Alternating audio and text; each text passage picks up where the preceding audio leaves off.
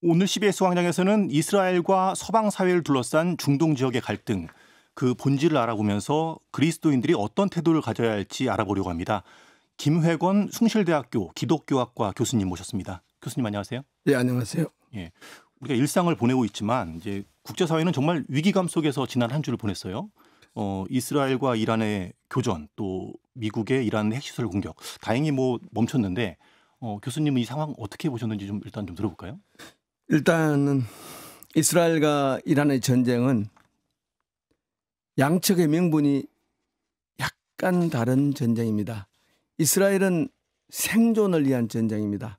그러니까 이스라엘 존재 자체를 부정하는 이란에 대해서 생존을 위한 전쟁을 하는 것이고, 이란은 예.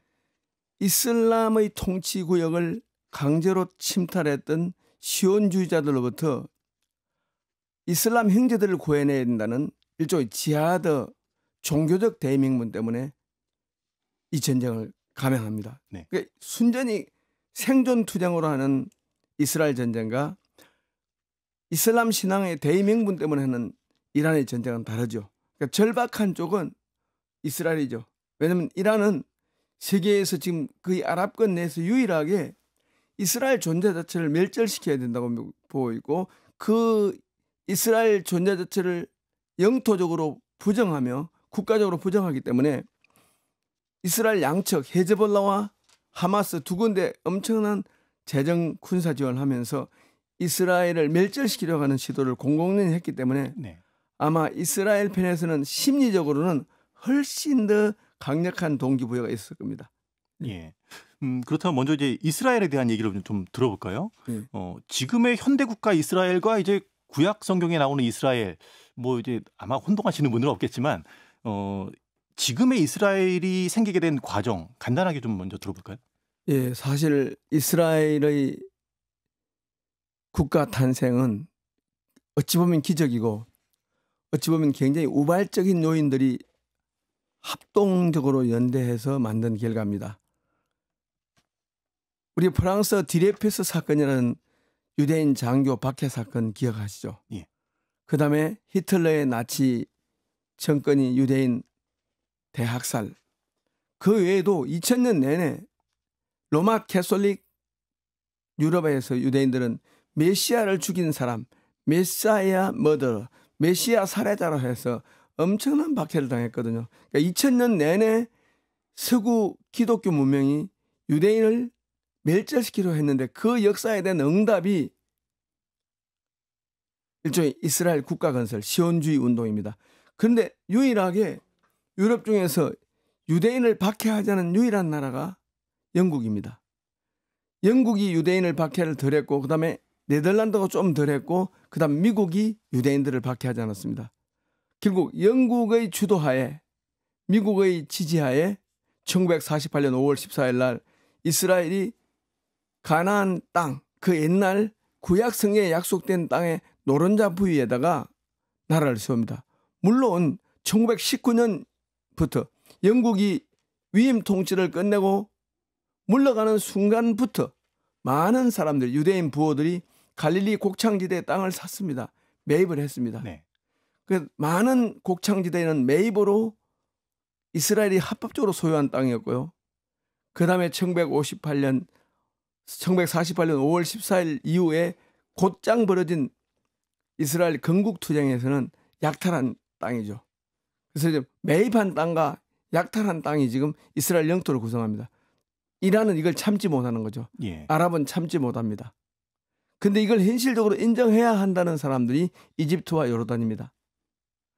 현재 이 하마스가 2023년에 10월 7일 날 갑자기 전쟁을 일으킨 이유는 이 사우디아라비아의 오른쪽 국경선을 쭉 돌고 있는 나라가 있습니다. 쿠웨이트, 바레인, 오만, 이런 나라하고 아랍에미리트, 이런 나라들이 이스라엘과 요르단과 거의 같은 수준의 평화조약을 맺게 되었습니다.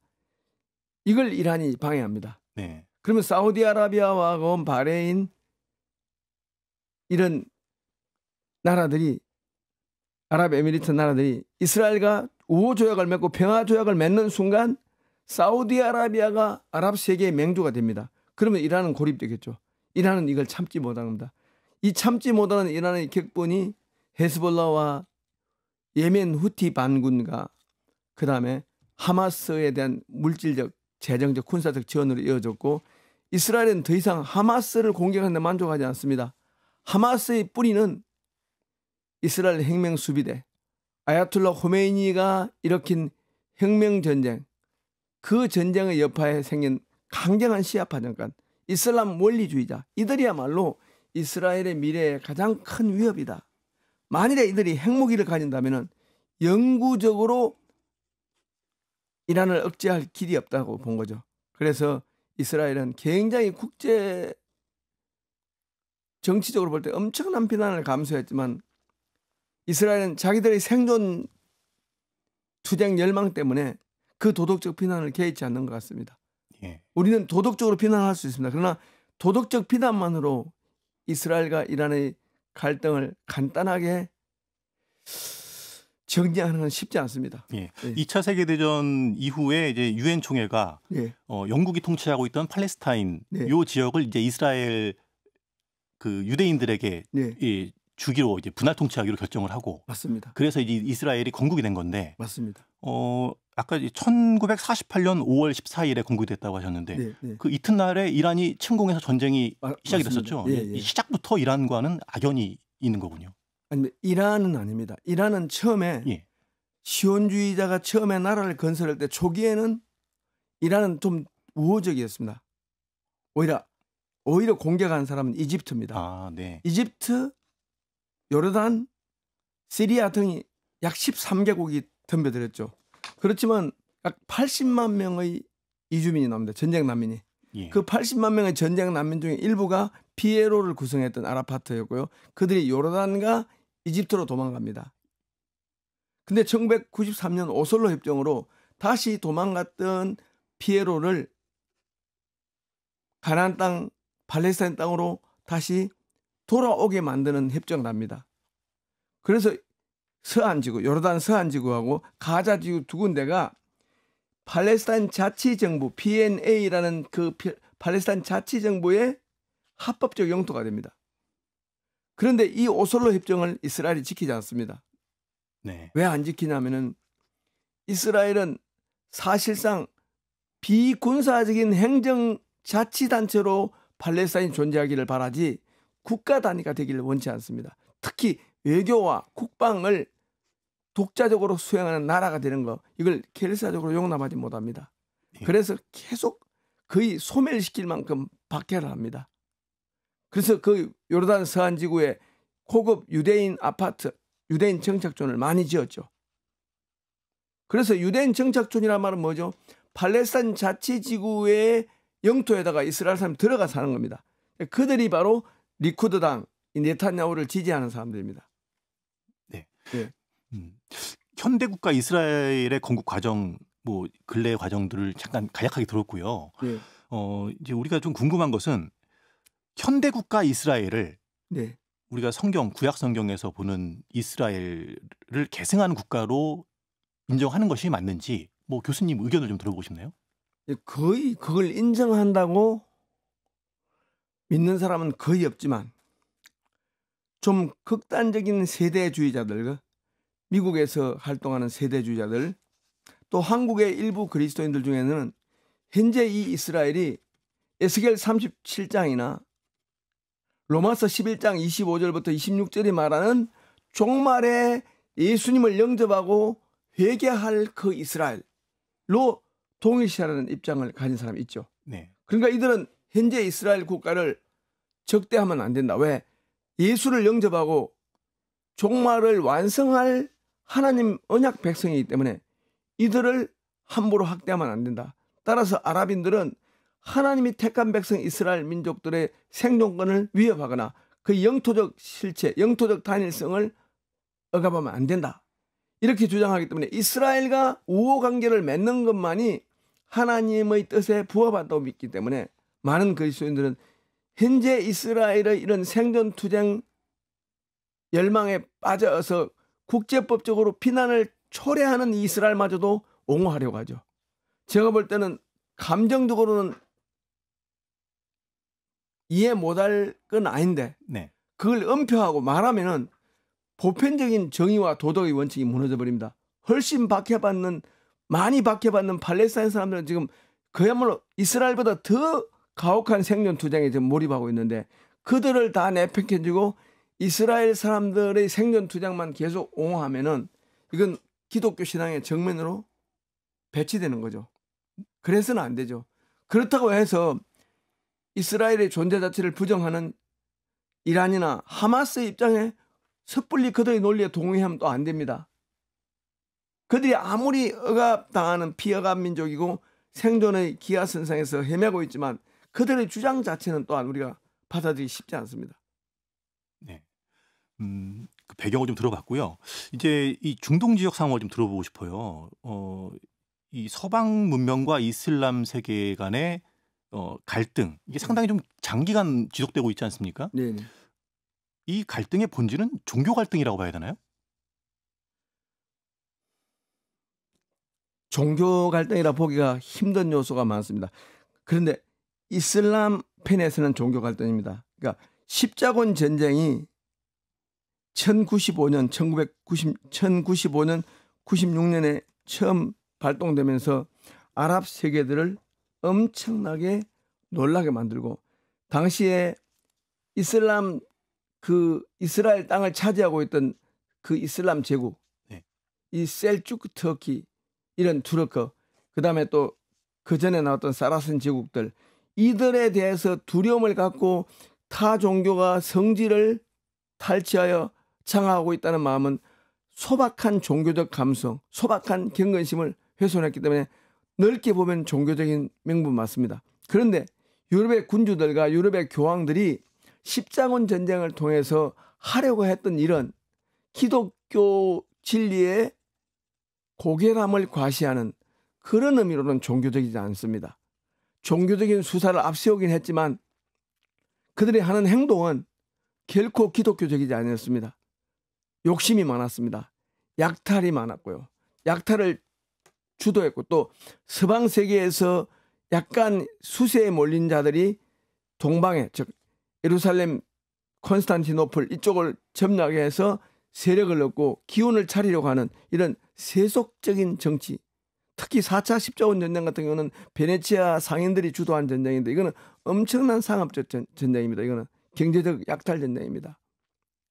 그래서 십자군 전쟁이 서구가 일으킨 최초의 종교 명분의 전쟁이지만 그 알잡 내용에 있어서는 네. 결코 기독교적이지 아니었기 때문에 종교 전쟁을 할 수 없습니다. 그런데 19세기부터 유럽 제국주의가 아랍에 있는 화석연료, 석유를 이제 노리면서 쳐들어가는 이 전쟁은 완전히 경제적 약탈 전쟁입니다. 자원 약탈 전쟁입니다. 물론 이 자원 약탈 전쟁이 된 배경이 오스만 터키라는 나라가 1차 세계대전, 2차 세계대전 등에 줄을 잘못 썼습니다. 특히 오스만 터키가 1차 세계대전에 전쟁을 유럽과 맞선 전쟁입니다. 그런데 이때 오스만 터키가 전쟁에 패배하면서 유럽을 다 잃었습니다. 그리스도 잃고 모든 키프로스 잃고 그때 영국이 오스만 터키를 점령했기 때문에 오스만 터키의 한 지방에 불과했던 예루살렘, 가나안 땅, 이스라엘 땅을 차지한 거죠. 그래서 유엔이 가나안 땅 전체에 대해서 위임 통치권을 영국 정부에게 준 거죠. 그래서 영국 정부가 그걸 차지할 때는 세속적인 이유입니다. 정치적으로 이긴 나라가 패배한 나라의 영토를 분할하고 간장하는 그 논리입니다. 그런데 이스라엘 사람이 초기에 네. 나라를 세우기 위하여 매우 세속적인 군사 조직들 또는 민병대들도 전부 다 성경의 종교 언어에 호소합니다. 그래야만이 이스라엘 사람들 하나로 뭉치게 했기 때문에요. 그래서 시온에 대한 하나님의 무조건적 언약적 사랑 이걸 막 강조했죠. 그래서 시편과 그 역대기서, 예언서 등을 인용하면서 이 시온은 하나님이 영원한 신실한 약속이 깃든 땅이다. 따라서 우리는 시온을 차지해야 된다. 이런 말을 대내에 천명함으로써 비록 실제로 이스라엘 독립투쟁을 주도했던 사람들은 세속적 군사 지도자들입니다. 그런데 그들은 종교적 용어를 썼습니다. 그들은 그대로 믿지는 않았습니다. 그러나 그들은 썼습니다. 지금 벤자민 네탄야후도 진정으로 믿는 사람이라기보다는 이스라엘의 경건한 유대교도의 경건심, 그들의 종교적 감수성을 이용하여 정치적으로 지지를 얻으려고 하는 마음이 크고, 특히 미국에 있는 보수적 그리스도인들의 마음을 얻으려고 많이 하죠, 네탄야후가. 그래서 네탄야후의 그 정치 수사는 신학 언어가 매우 빈번히 등장합니다. 결국 지지를 얻으려고 하는 거죠. 그런데 현재 이슬람은 나라를 빼앗긴 팔레스타인 사람들은 생존 투쟁입니다. 이거는 이들이 종교적 용어를 쓰지 않건 오스만 터키 지하에 있었던 오늘날 이스라엘 국토에 살았던 그 난민들, 80만 명의 난민들, 그들의 후손들은 코란에 대한 호소를 하건 안 하건 이들은 이스라엘만큼이나 절박한 생존 투쟁을 합니다. 네. 그러니까 종교적인 용어보다 훨씬 강력한 생존 투쟁입니다. 그래서 유럽에 있는 많은 인문주의자들, 많은 국제적인 교양 있는 시민들은 팔레스타인을 지지하는 이유가입니다. 그들의 종교적이기 때문에 지지하지 않습니다. 그들의 생존 투쟁, 인간의 존엄에 대한 최소한의 보장 요구가 옳기 때문에 지지합니다. 미국 교과서들도 전부 다 아랍 쪽, 친아랍 쪽입니다. 기조가. 예. 이스라엘을 은근히 비판합니다.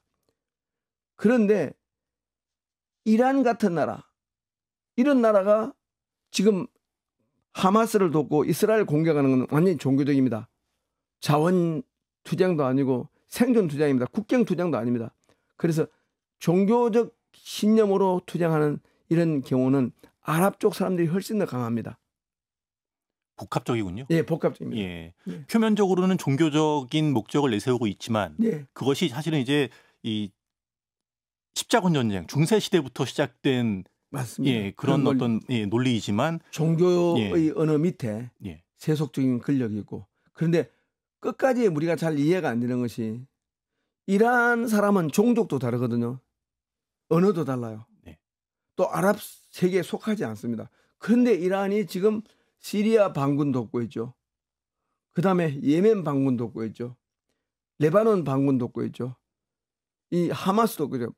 이란이 관여하는 모든 나라는 전부 다 저희 국가 내 국가인 반란군 정부를 이끌고 있거든요. 이란이 그럼 왜 이렇게 하는가? 그거는 종교적으로 설명할 수밖에 없어요. 네. 그러니까 이란이 속한 시아파란 이 이슬람파는요, 수니파보다 훨씬 더 약자에 대한 투쟁이 격렬합니다. 약자를 해방시켜야 되는 이 명분이 전반적으로 시아파가 훨씬 더 강력합니다. 그러니까 수니파는 약간 보수적 귀족주의입니다. 그런데 이 하마스는 수니파입니다. 수니파. 하마스는 시아파가 아니고 수니파인데, 수니파인 이 군사 조직인 하마스, 가자 지구의 하마스를 시아파가 돕고 있습니다. 종교적으로 엄청 명분이 강하다는 뜻이죠. 예. 경제적 약탈의 어떤 그 의도와 예. 정치적 목적과 예. 종교적 목적이 다 어우러져서 지금 이런 심각한 저는 갈등이 그렇게 봅니다. 예, 전개되고 있다고 예. 이해하면 되겠군요. 예. 그런데 이스라엘을 보면요, 이제 예. 베냐민 네타냐후 총리는 상당히 강경한 입장을 계속 내세우고 있잖아요. 네네. 근데 이스라엘 내에는 이렇게 지금 이 중동 지역의 이 상황을 좀 평화적으로 이끌어 가야겠다라고 하는 기류는 없나요, 전혀? 있습니다. 극소수입니다. 자, 이스라엘 지식인 내에서도 이스라엘의 이 강경한 대아랍 억압, 아랍 박멸 정책, 이걸 비판하는 사람이 있고요.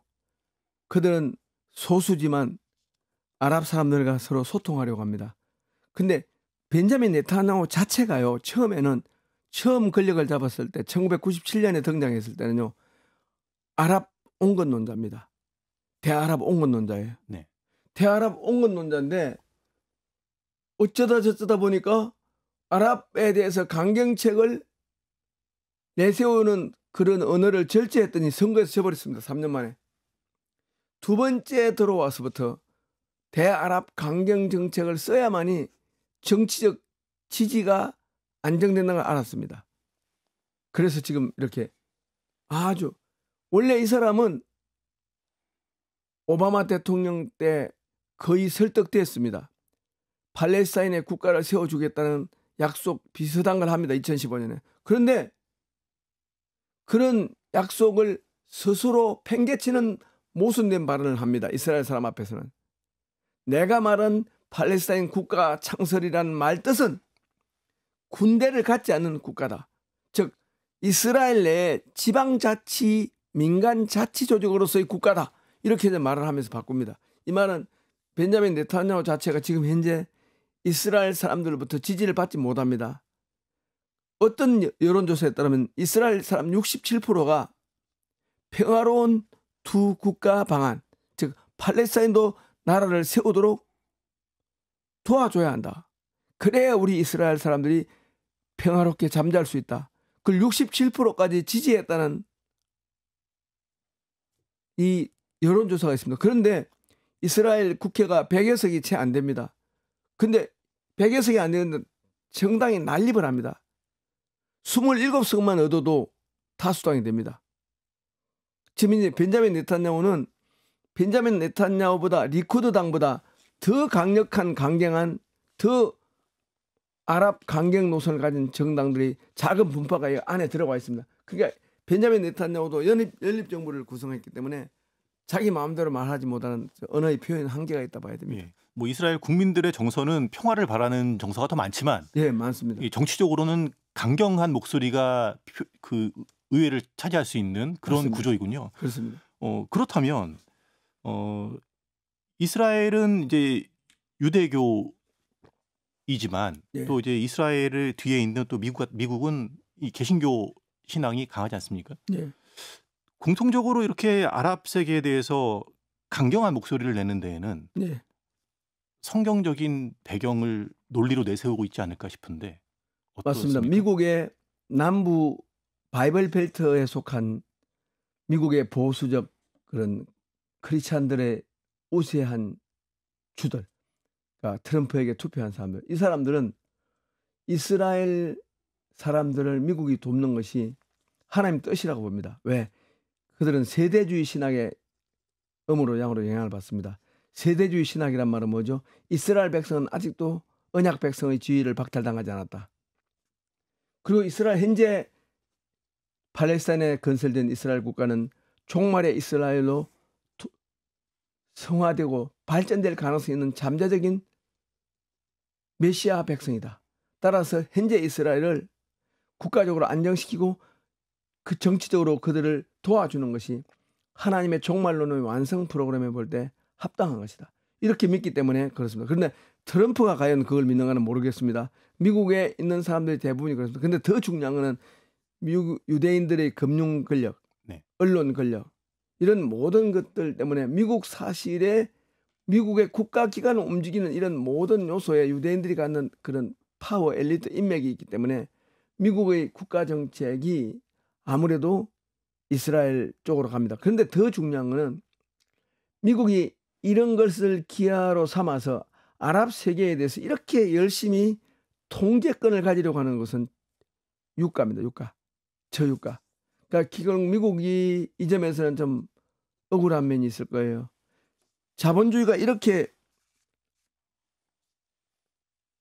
차를 3대씩 굴려도 집이 가게가 파탄이 안 나고 이렇게 물건이 넘쳐나고 이 세계에 엄청난 생산품이 돌아다니면서 세계 경제가 돌아가게 만든 것은 저유가입니다.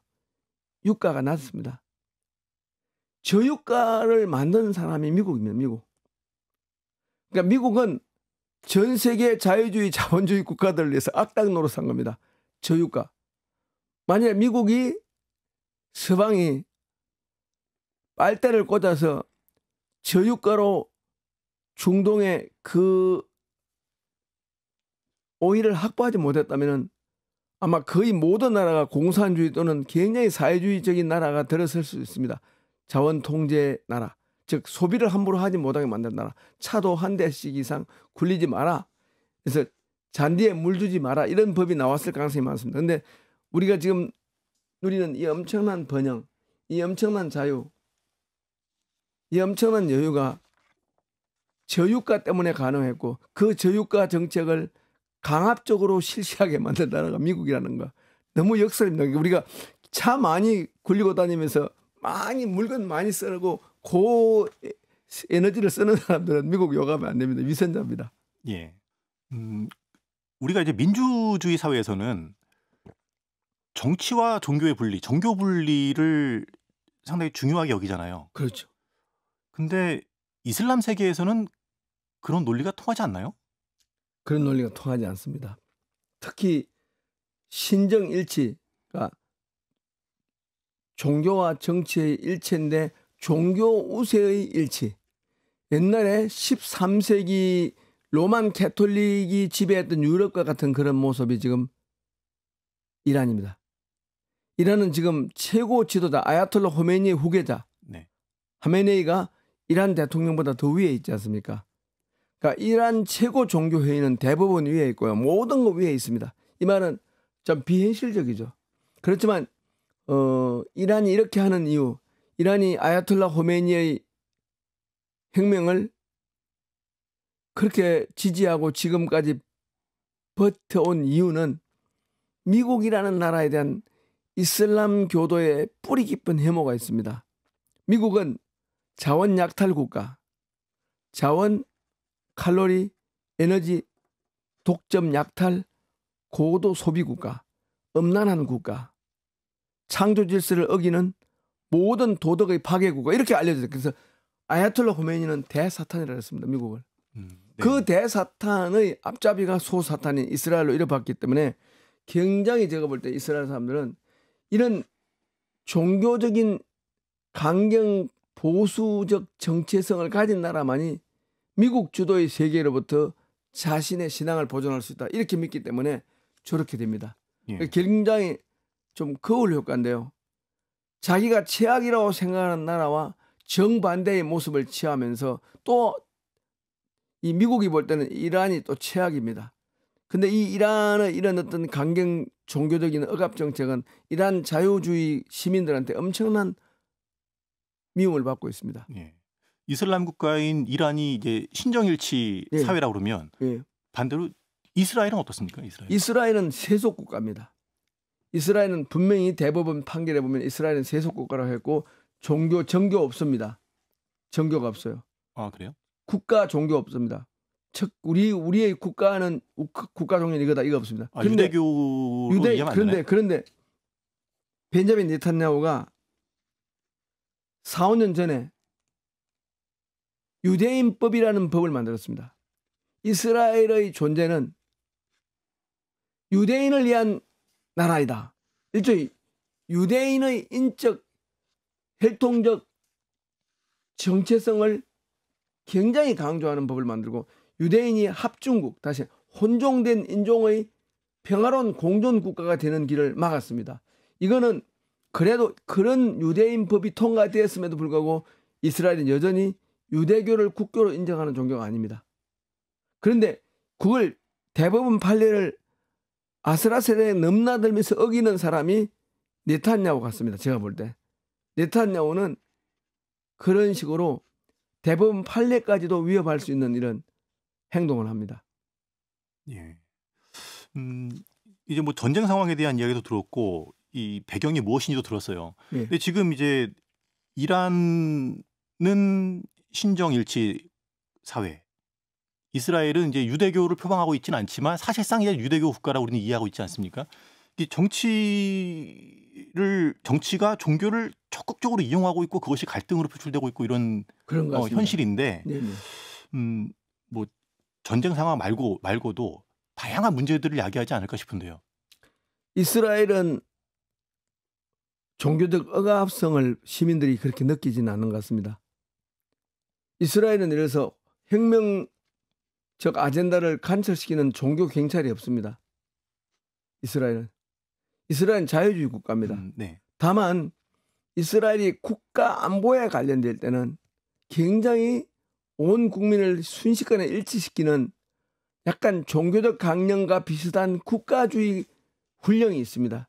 제가 볼 때 이스라엘은 제가 볼 때는 국가주의 종교를 믿는다 봐야 됩니다. 유대교를 믿지 않고요. 국가야말로 우리 모든 생명과 평안과 안전의 마지막 보호다. 국가가 있어야 신앙도 있다. 이런 입장이니까 국가가 없어도 하나님을 믿을 수 있다. 이 바벨론 포로들의 신앙이었는데 국가가 없다면 우리 신앙 표현도 불완전하다. 국가야말로 우리가 지켜야 할 금과 옥조 같은 보물이다. 그러니까 이스라엘을 굳이 종교적으로 말하면 종교적으로 말한다면 국가주의 숭배 종교입니다. 국가 숭배 종교입니다. 이거 유대교랑 다릅니다. 유대교는 절대로 가정이 온전하면 나라가 망해도 기독교 유대교 신앙 유지할 수 있다. 우리가 난민과 디아스포라의 자리에 처하더라도 우리 유대교는 살 수 있고 우리 유대교의 신앙은 영토적인 그런 실체를 초월하고 있다. 이게 원래 유대교 신앙입니다. 그래서 유대교는 2000년 내내 유럽에서 나라 없이도 존립했습니다. 그런데 현재 지금 네탄야후나 이 현재 이스라엘 영토 안에 사는 사람들은 다시는 이 영토를 잃고 싶지 않습니다. 그래서 아마 영토를 중심으로 모은 유대인 국가에 대한 숭배죠. 이것 때문에 아마 계속 네탄야후 같은 사람이 정권을 유지하는 것입니다. 분명히 여론조사하면 인기가 없다 그러는데 정권을 유지합니다. 국가를 숭배하는 종교. 즉 국가가 신앙보다 더 위에 있는 나라. 이게 이제 현재 이스라엘 국가 같습니다. 예.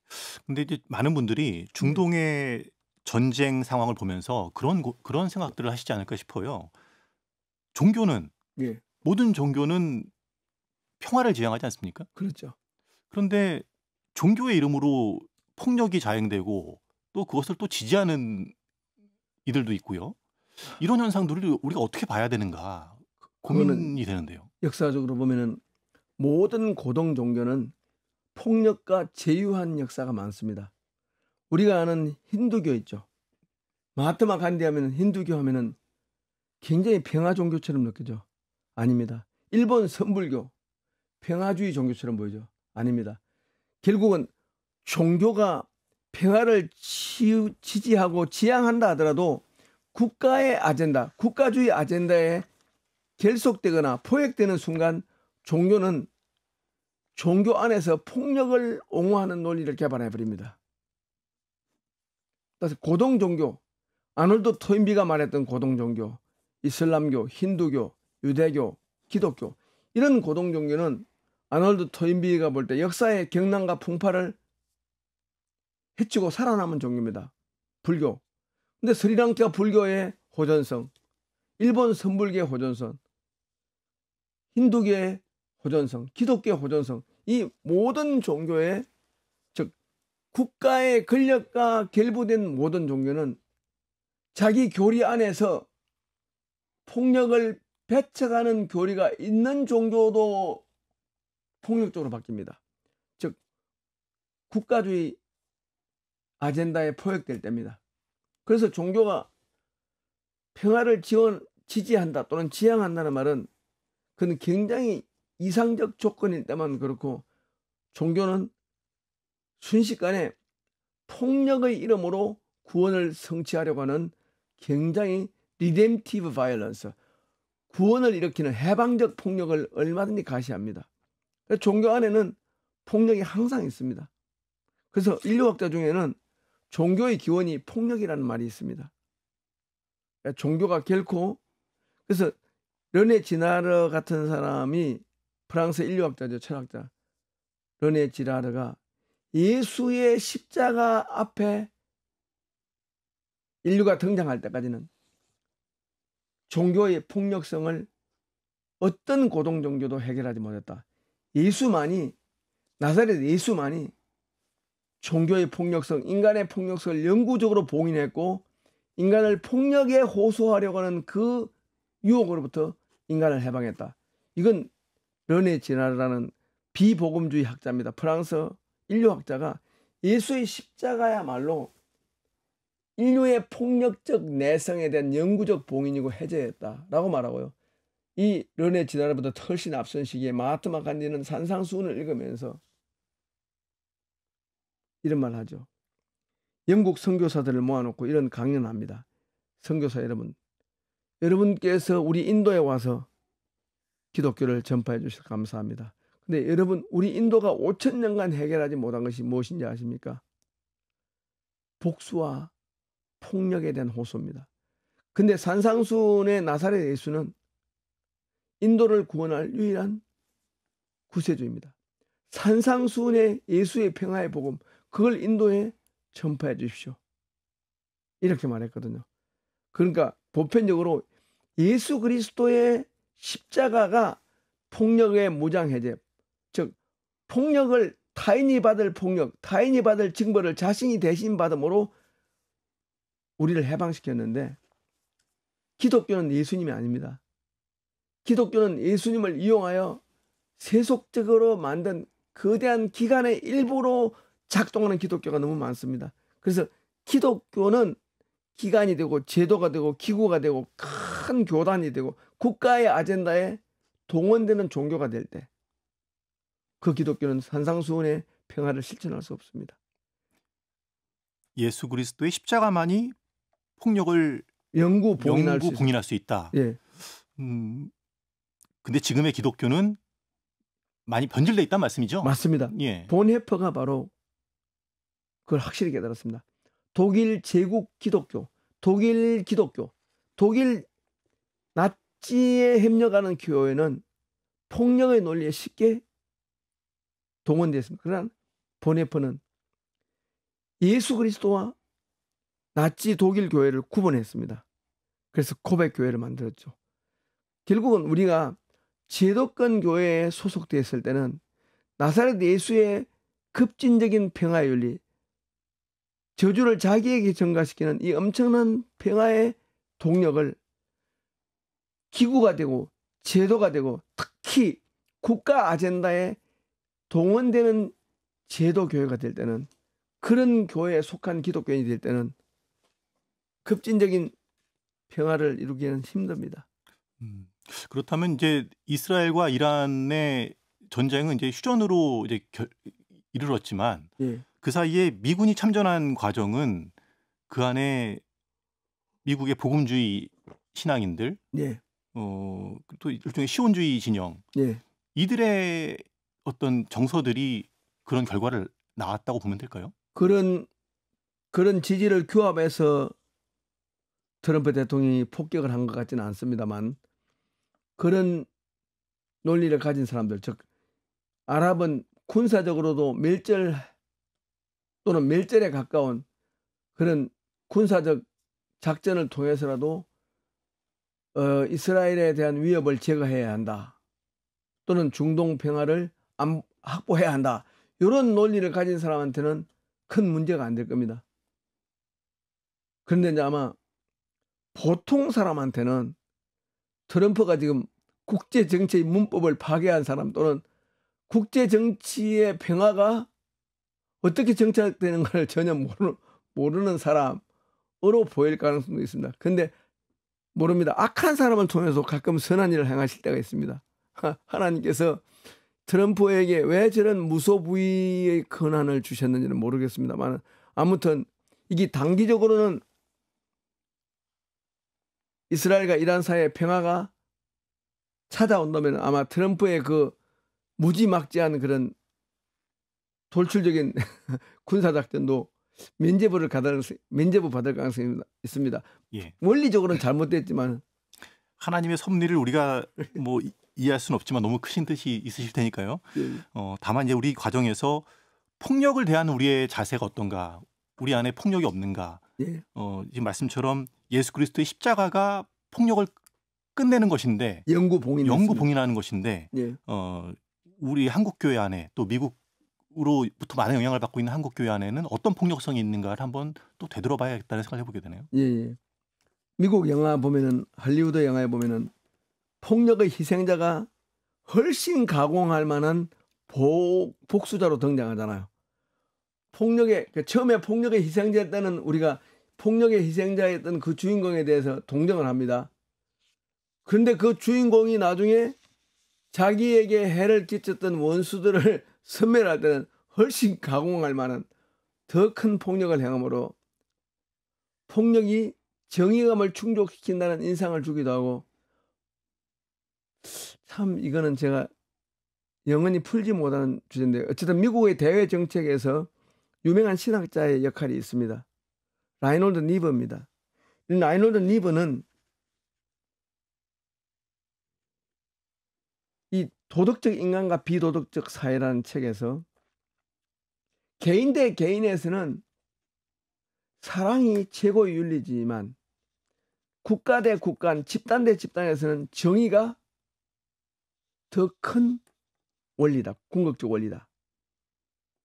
여기서 정의라 하면 정의를 관철시킬 힘을 가질 때만 정의다. 이걸 좀 논리를 확장하면은 힘을 가진 정의만이 실제로 사람한테 유익을 끼치는 정의다.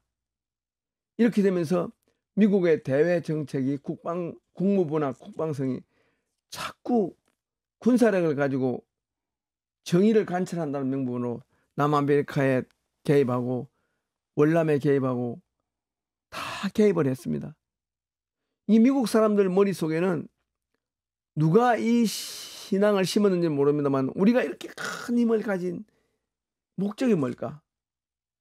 하나님 보실 때 국제사회에서 경찰국가 또는 메시아적인 어떤 그런 질서를 정착시키는 지도자 국가가 되라고 하신 것이 아닐까라는 것 때문에 군사 개입을 참 많이 합니다. 근데 미국이 군사 개입에서 단 한 번도 좋은 열매를 맺은 경우는 없습니다. 그러나 미국의 군사 개입이 또 항상 최악의 결과만 가져온 건 아닙니다. 우리 한국 전쟁 같은 경우는 미국이 개입했기 때문에 한반도의 반은 자유민주주의 국가를 지켜냈기 때문에 이건 선이라고 봐야 됩니다. 그러나 예를 들어서 이라크를 2002년에 미국이 공격해서 2006년에 사담 후세인을 사형시키고 완전히 사담 후세인 순위파 정권을 뿌리 뽑았습니다. 그런데 사담 후세인이 물러나자마자 이라크는 바로 이란의 앞무대가 이란의 뒷마당이 됐습니다. 이란이 완전히 지금 이라크를 장악했습니다. 이라크에 있는 미군도 이란의 민병대, 이란이 지금 운용하고 있는 이라크 친이란 민병대 공격을 받을 위치에 있습니다. 그만큼 지금 미국의 군사 공격이 기대했던 것과 정반대의 결과가 너무 많습니다. 아프가니스탄은 탈레반, 더 강경한 탈레반이 들었습니까? 하나의 귀신을 쫓아내면 7마리가 들어온다. 이런 논리처럼 미국의 군사작전이 즉 힘에 대한 숭배, 군사력이 쉽게 문제를 해결할 수 있고 국제정의를 단기간 성취할 수 있다. 이런 어떤 조급한 미국의 확신들이 결과가 다 좋지 않습니다. 그러니까 미국은 이번에 이란을 굴복시켰다고 생각하는데 전혀 아닌 것 같습니다. 제가 볼 땐 거의 국제 정치학자들이나 이런 관측통들은 이란이 핵시설, 무기 이런 걸 전부 다 옮겨놨다. 이렇게 보고 있거든요. 미국 정보국 최고 책임자도 핵시설 제거되지 못했다고 말합니다. 그러니까 미국과 지금 대통령과 논쟁을 하잖아요. 트럼프랑. 이 말은 현재 휴전 자체가 구조적인 휴전이 아니라 트럼프의 원맨 쇼가 일으키는 일종의 휴전이라는 인상을 주는 신기루지 절대로 휴전이 되지 않습니다. 왜냐하면 이란이 갑자기 이스라엘의 국가적 정체성을 인정할 계기를 전혀 만들지 못합니다.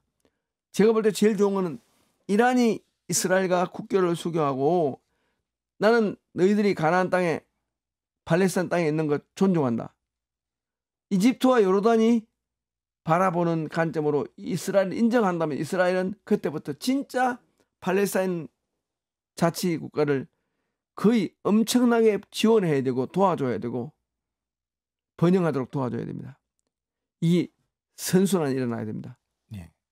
오랜 기간 갈등, 분쟁이 계속되어 온 중동 지역에 뭐 지금 이제 교수님 말씀대로 일시적인 평화인 것 같습니다. 네네. 영구적인 평화가 정착돼야 되지 않겠어요? 되면 좋죠. 예. 그러기 위해서는 어떤 방식의 노력들이 필요할지 고민이 되는데요.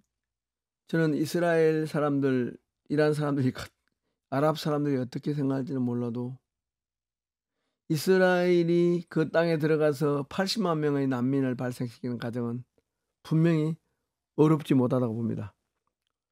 그리고 실제로 그때 건국 전쟁이 일어났을 때 아랍 사람들이 살던 땅을 다 빼앗았기 때문에 그 땅은 약탈된 땅입니다. 저는 이스라엘이 1954년에 약탈한 모든 땅, 1967년에 6.1 전쟁으로 빼앗은 땅, 골란고원, 이런 요르단 서안지구 이런 땅들, 이 땅을 돌려주는 그가 똑같은 효과가 있는, 땅을 돌려주지 못하지만 그가 똑같은 효과가 있는 배상을 하고 보상을 하면은 팔레스타인 자치기구가 지금 현재 저 나라 상태에서 분리된 나라지만 번영하는 공동체로 존재하는 걸 도와줘야 된다 보고요. 그러면 이란으로 대표되는 강경 이슬람 세력들이 이스라엘의 국가적 실체를 인정해야 된다 봅니다. 이건 영구 평화는 아니겠지만 이스라엘과 요르단, 이스라엘과 이집트는 지금 전쟁이 전혀 없거든요.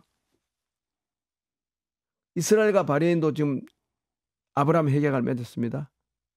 이스라엘과 아랍에미리트 맺었습니다. 즉 아브라함의 정신으로 아브라함 협약, 아브라함의 뿌리에서 나온 종교니까 아브라함 조상을 공경하는 마음으로 서로의 실체를 인정하고 공존하는 길을 찾아야 되는데 불안전하겠지만 그래도 그 전제 조건 이것만 인정한다면은 제가 볼 때는 중동은 한결 평화롭지 않겠나 생각을 합니다. 네. 끝으로요. 이 중동 지역에 종교의 이름으로 행해지는 전쟁을 바라보면서 예. 그 지역에는 우리나라에서 한국 교회가 보낸 선교사들도 많이 있지 않습니까? 많죠. 예. 우리 이 땅의 그리스도인이 중동 평화에 미칠 영향은 아주 미미하겠지만 네. 그래도 우리가 어떤 마음으로 이 중동의 평화를 위해서 살아가면 좋을지 그런 당부의 말씀 한 말씀 들어보고 싶습니다. 그 영화에 그런 영화가 있습니다. Dancing in the Yapa라는 영화가 있습니다. 그 이스라엘 사람들이 만든 영화인데요. 야파에서 춤추기 이런 뜻이거든요. Dancing in the Yapa. 요빠입니다. 야파가 요빠예요. 옛날에 그 베드로가 그 요나가 불순종하던 그 요빠입니다. 그 야파거든요. Dancing in the Yapa라는 영화가 팔레스타인과 이스라엘 사람들 사이의 평화를 꿈꾸는 비현실적으로 아름다운 스토리를 만든 영화거든요. 실제로 있었던 일입니다. 저는 우리나라가 아랍 세계도 깊은 이해를 해드리고 이스라엘도 이해를 깊이 하여 이스라엘과 아랍 각각을 깊이 이해하고 동정하면서 그들을 동시에 품는 제3지대를 만들어내는 아랍과 이스라엘이 함께 공존하는 그런 선교 마을, 그런 걸 우리가 인프라를 만들면 어떻게 할까? 만일 우리가 물질적으로 좀 기여해야 한다면 팔레스타인 그런 지역에 학교를 짓고 병원을 짓고 거기에 이스라엘 사람과 팔레스타인들이 같이 근무하고 같이 치료받고 같이 영화보고 같이 운동하는 그런 것을 우리가 이스라엘 정부와 팔레스타인 자치정부 각각의 허락을 받아서 그런 인프라를 구축해주면 좋지 않을까. 저는 이스라엘 사람과 팔레스타인 사람들이 서로 만나보고 서로의 눈빛을 쳐다보고 서로 인간의 존엄한 그런 생명이 파괴됐을 때 느꼈던 분노와 좌절을 이해해주고 을사해주는 평화를 창조하는 선교, 이걸 저는 한국 교회가 해야 되지 않겠나. 우리는 이해 당사자가 아니기 때문에 가능합니다. 즉 팔레스타인과 이스라엘 각각에게 공통의 평화 마을을 조성하여 그들을 돕는 그런 운동이 좋겠습니다. 근데 이제 요르단 서안 지구에 가면요, 이스라엘 정착촌은 고급 아파트예요. 굉장히 좋은 아파트인데 바로 옆에 어린아이들이, 팔레스타인 어린아이들이 돌을 던져요. 돌 던지는 그 어린아이들 사는 곳은 너무너무 열악한 아파트예요. 저는 우리 한국 교회가 양국 중부로부터 허락받으면 거기에 기도원을 짓지 말고 거기에 문화쉼터를 짓거나 거기에 평화의 집을 만들거나 나사렛 예수의 집을 만들거나 해서 그 어린 아이들부터 돌봐야 된다 보거든요. 팔레스타인 어린 아이부터 돌볼라요. 그래서 옛날에 이스라엘이 어린 아이를 6살짜리 아이, 14살짜리 아이가 탱크에 돌 던진다고 이렇게 살해한 경우가 있거든요. 이것이 최근에 몇 년 되지 않은 일입니다. 참 슬픈 일이죠.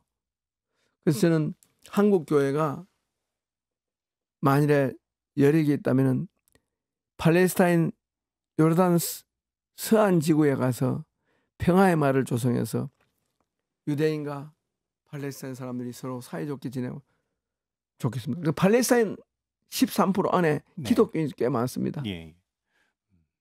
예. 예수 그리스도의 십자가, 그 십자가 정신으로 중동 지역에 평화를 심는 노력을 우리 한번 같이 마음을 모아서 기울이면 좋겠네요. 예. 예. 어느 민간 단체는 중동 지역에 폭격으로 피해를 입는 아이들을 위해서 대피 시설을 짓는 그런 단체도 있던데. 또 예. 그것도 있고 예, 또 예. 예, 맞습니다. 그거 좋습니다. 예, 그런 노력들이 앞으로는 예. 함께 꽃을 심는 그렇습니다. 예, 그런 꽃을 심고 일들로 이어지면 좋겠습니다. 추수를 같이 도와줬습니다. 팔레스타인 농부들의 추수를 도와주러 한국 청년들이 갔습니다. 함께 평화를 위해서 기도하며 마음을 모았으면 좋겠습니다. 예. 교수님 오늘 말씀 감사합니다. 감사합니다. 예.